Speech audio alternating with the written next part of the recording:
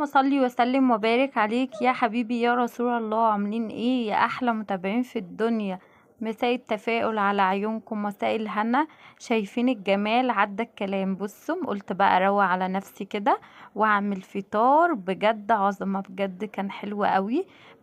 منه لذيذ ومنه خفيف ومنه مغذي. بصوا زي ما تقولوا قولوا، بجد كان طعمه في حتة تانية.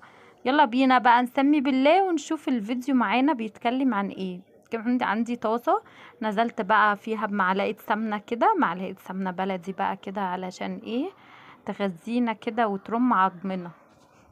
انا بهزر معاكم طبعا. ايه السمنة بقى قدحت كده، نزلت بالبيضة. طبعا انا هكتفي ببيضة واحدة، مش عايزة اكتر من كده، علشان بحب طعم الجبنة يبقى اكتر.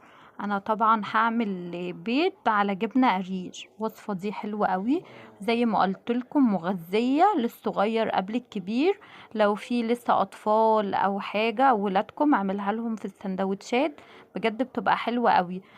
طبعا ضفت البيض، قليت البيض بالشكل اللي انتوا شايفينه، نزلت عليه بقى بالجبنة، وهضيف دلوقتي بقى رشة من الملح.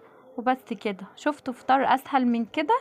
بجد اسهل من كده ما تلاقيش، وطعمه حلو قوي بجد. بجد انا بحبها ومن وانا صغيرة. على طول لما بتكون عندي الجبنة القريش والبيض بضيفه وبعمله كده.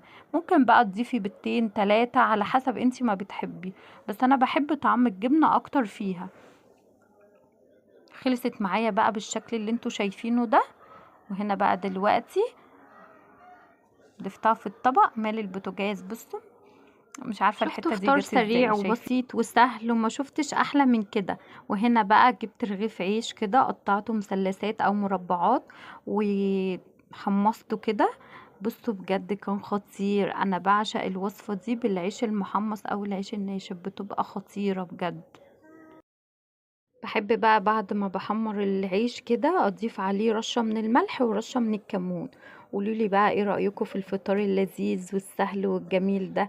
ما تنسوش اللايك والشير وتفعلوا الجرس عشان ينزلكوا كل جديد. يا احلى اخوات واحلى متابعين في الدنيا، اشوفكم على خير في فيديو جديد. ما تنسوش تدعوا لاخواتنا في غزة